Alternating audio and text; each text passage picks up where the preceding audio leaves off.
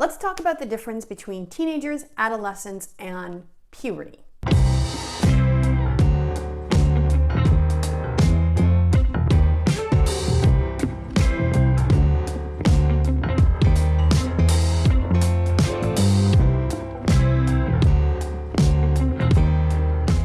Thornhill, sexuality educator. Thank you for joining me. If you are new here, consider subscribing to the channel. You can click the red subscribe button down below.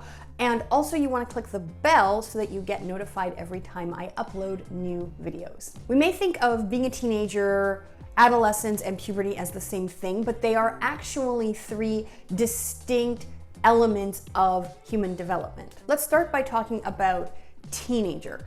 Teenager is an age range, 13 to 19, so basically anyone whose age ends in teen is a teenager, unless of course they are 113. People reach a lot of important legal milestones during their teenage years, and of course it's different in different parts of the world, so I'm going to use my home province of Ontario, Canada, as the example. Here in Ontario, teenagers are legally allowed to make their own medical decisions, including the decision to have an abortion. At 14, youth can be sentenced as adults if they are found guilty of certain crimes. At 16, youth reach the legal age of sexual consent.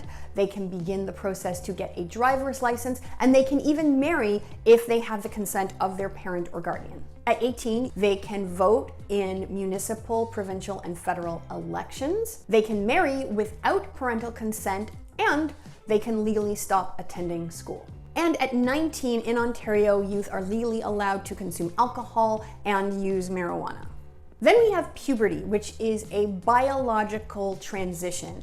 It's basically the process by which somebody's physical body transitions from being a child's body to an adult body. And amongst all the things that happen during that time, this is the time when the body reaches sexual maturity, which for many people means that their bodies are capable of reproducing. Puberty begins when a part of the brain called the hypothalamus releases a hormone that travels to another part of the brain called the pituitary gland.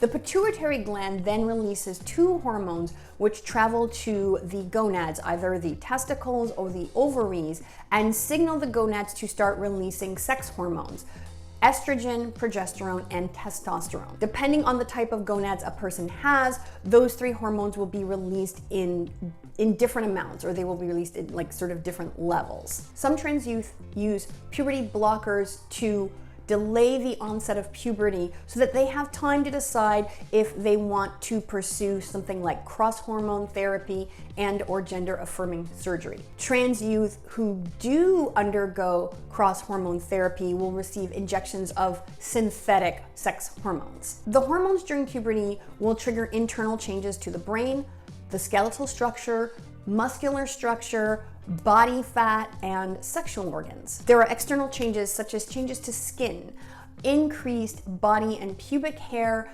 and breast development. Some of the marquee events of puberty are erections, and folks with penises and clitorises do get erections. There's ejaculation, and also the start of the period or menstruation. Because we can't really see or feel those initial releases of hormones from the hypothalamus, it's hard to say when exactly a person begins puberty. For most people, at least part of puberty occurs while they are teenagers, but there are a lot of people who will start puberty before they become teenagers or well into their adolescent years. There are trans folks who start cross-hormone therapy as adults. And so for them, they go through puberty, like a second puberty, as grown-ups. And then some intersex youth, particularly those with Turner syndrome or androgen insensitivity syndrome, often don't start going through puberty until fairly late into their teenage years. Intersex youth with Swyer syndrome, I'm having a really hard time with that sentence. Intersex youth with Swyer's syndrome often will not go through puberty unless they have some sort of hormone replacement therapy. Intersex youth with something called Mayer-Rokitansky-Kuster-Hauer syndrome? I don't know, I'm gonna check and see if that's right.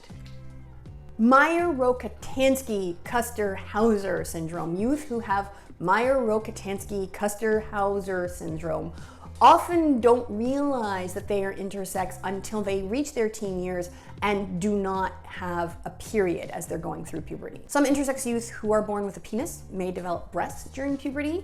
Some intersex youth who are born with a vulva may develop, thicker facial hair or have a deepening of their voice during puberty. All of these potential developments are well within the range of normal when it comes to puberty. And lastly, we have adolescence. While puberty is a biological transition, adolescence is a social transition. So this is when we transition socially from children to adults. Adolescence often involves certain rites of passage. In North America, some of those can include going through high school or maybe even post-secondary education, getting a driver's license, first romantic partnership, first sexual partnership, having our first job, building a social media presence. There may be ceremonies, cultural or religious events like a bat mitzvah or a bar mitzvah, graduation, a quinceañera, one of those coming out cotillions. I don't know if people still do those, but yeah, with the white dresses and the whole thing. A lot of adolescents go to prom or they're formal. Some challenges of adolescence can include increased risk-taking, experimenting with drugs or alcohol, breakups, online or in-person harassment, general feeling of insecurity and being unsure of our place in the world. Increased conflict with family as adolescents seek to assert their own identity. There are also a lot of really awesome things that can happen during adolescence,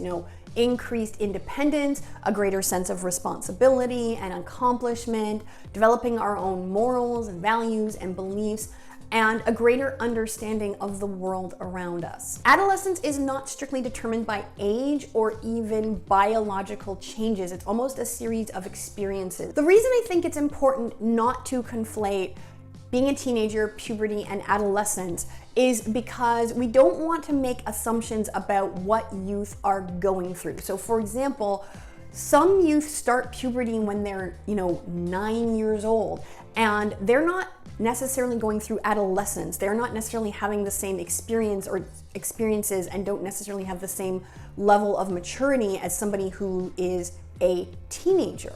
And the same is true in reverse. Legally, I couldn't vote until I was 18, until I was well into my teenage years, but I understood the political process and was actually able to have fairly sophisticated conversations about political issues with adults when I was like 10 and 11, even though I couldn't vote. Somebody's age doesn't tell us what they're going through biologically, and what somebody is going through biologically doesn't tell us what they are going through socially, which is why it's important to make that distinction between someone who is going through puberty, someone who is in adolescence, and someone who is a teenager.